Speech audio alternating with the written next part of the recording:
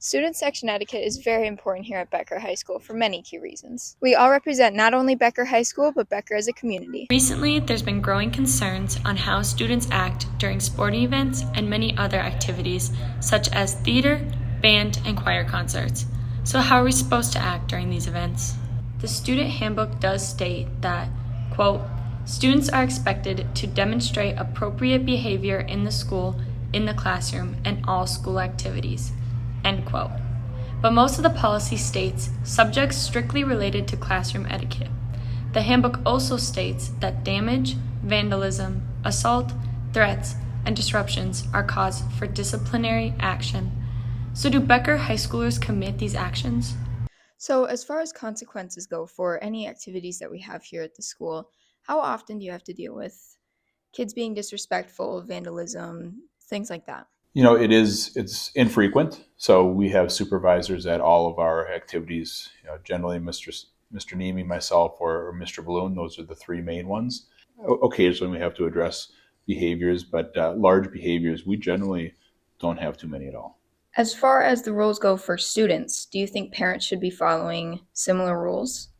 I think the expectations are for fans. Yeah, the being respectful toward the officials, being respectful toward the coaches, toward the student athletes. I would say it's a universal expectation, for everyone, the people on the court, on the field, on the stage, uh, the parents, the adults in the stands, and the students in the stands. So yeah, there's a certain expectation that when you walk into the facility, that this is the way we do business. What are the consequences of not following the student etiquette? So it might be as simple as a warning, just like in the classroom, it might be as simple as a warning. It could be removal from the contest. It could be removal from that contest and future contests. It could be preferential seating.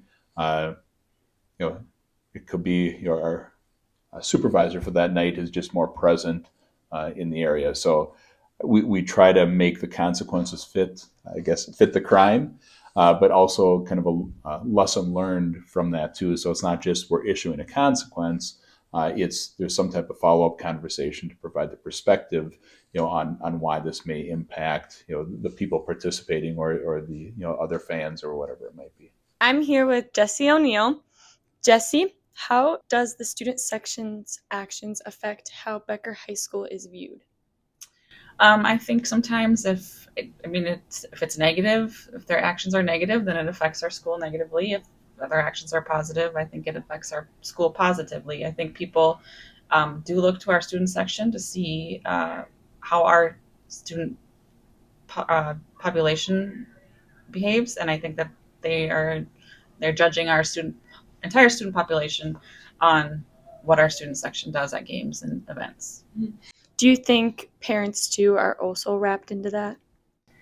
I definitely do think that. I think parents need to be a good example as well, like cheering for your student, not negative comments, not negative comments about the teams, ours or the opposing teams. So I do think that parents are looked at as well, not just the students. And then I think that the population of Becker is judged on the parents. All right, thank you so much. You're welcome. Okay, there's not a lot of detail in our student handbook. The closest thing that we have in there is what we call a code of conduct, and that's kind of a thing that comes from the State High School League. But the school doesn't really have a detailed student etiquette piece. Most of us, for when we go through things, if there's something that takes place, we'll look at it and say, well, is this something that was severe enough to deal with from a perspective of just the school piece, or do we have to tie in something that links back to the high school league? And the high school league has rules, obviously, for sportsmanship and being, good hosts if we're hosting, and also for places that are looking at or teams that are in schools that are coming out and saying we're going to do this, and we say no, you can't do that kind of thing. Those kind of tie into the code of conduct piece a little bit more. It's tough because it's hard to write a policy about everything, and so you kind of take things as they come. If things get more and more severe or change a little bit more where things get worse, we might want to look at it. But having too many policies sometimes is difficult too, because then you kind of get locked in, and this is now the only thing you can do because it follows a policy. Most of these things, I think it's probably better to deal with on an individual basis when things happen.